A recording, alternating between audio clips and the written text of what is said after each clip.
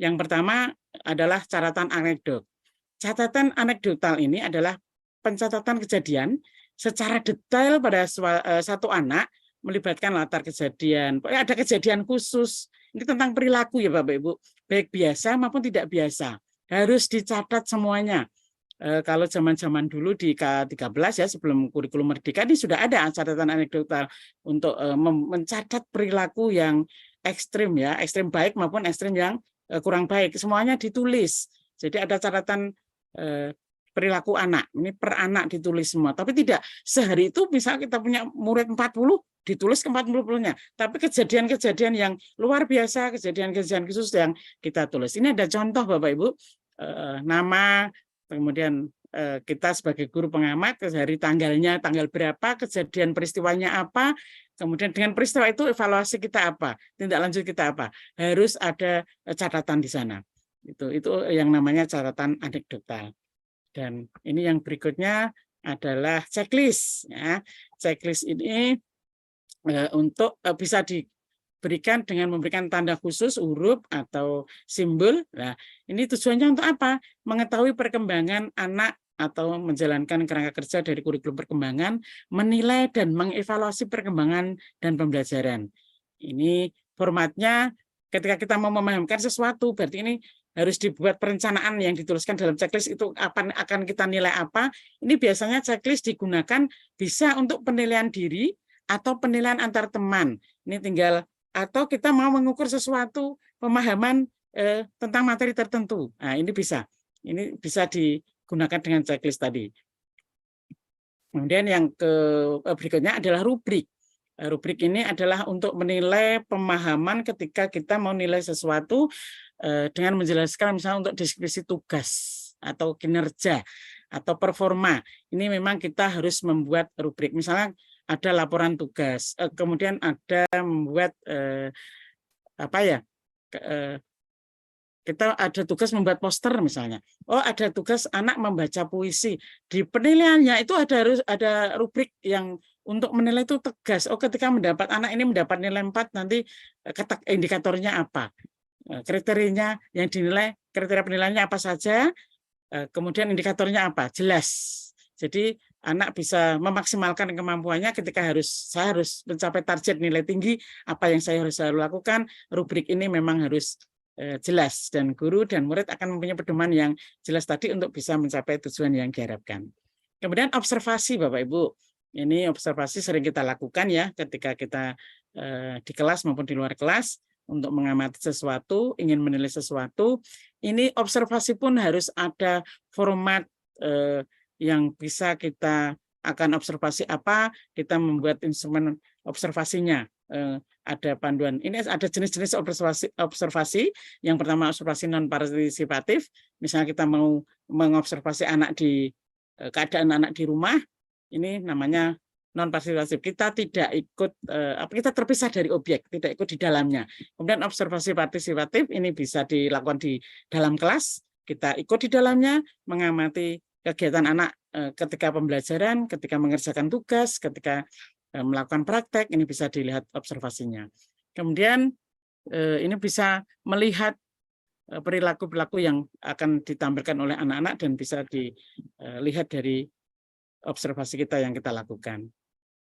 Langkah-langkah menyusun observasi ini adalah merumuskan tujuan observasi kita apa, kemudian menyusun pedomannya, kemudian menyusun aspek yang akan diobservasi, melakukan uji coba pedoman observasi. Ini biasanya kalau kita di kelas tidak melakukan uji coba, tapi ketika sudah buat langsung dipraktekkan begitu ya Bapak Ibu ya. Tapi yang baik memang harus diuji cobakan. Kemudian ketika itu sudah pas belum, akan direvisi sesuai dengan keinginan.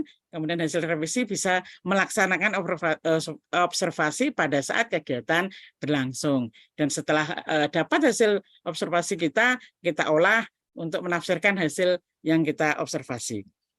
Nah, ini yang berikutnya adalah asesmen performa. Asesmen performa ini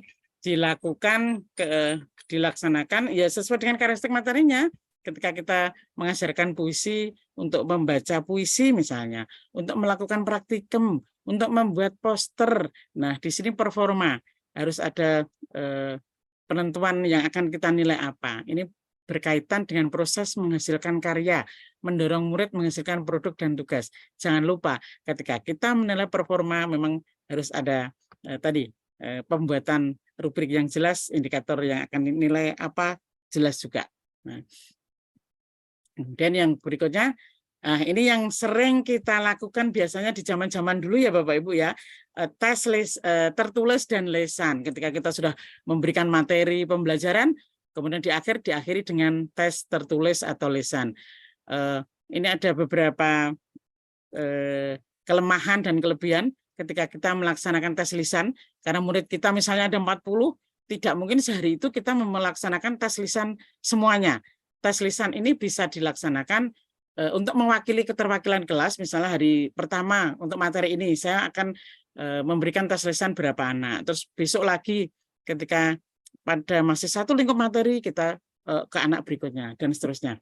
Ini karena tadi membutuhkan waktu yang lama kalau lisan. Kalau tertulis ini cepat dan bisa untuk semuanya, dan tertulis maupun lisan ini nanti ada berbagai teknik yang bisa dilakukan oleh Bapak Ibu guru.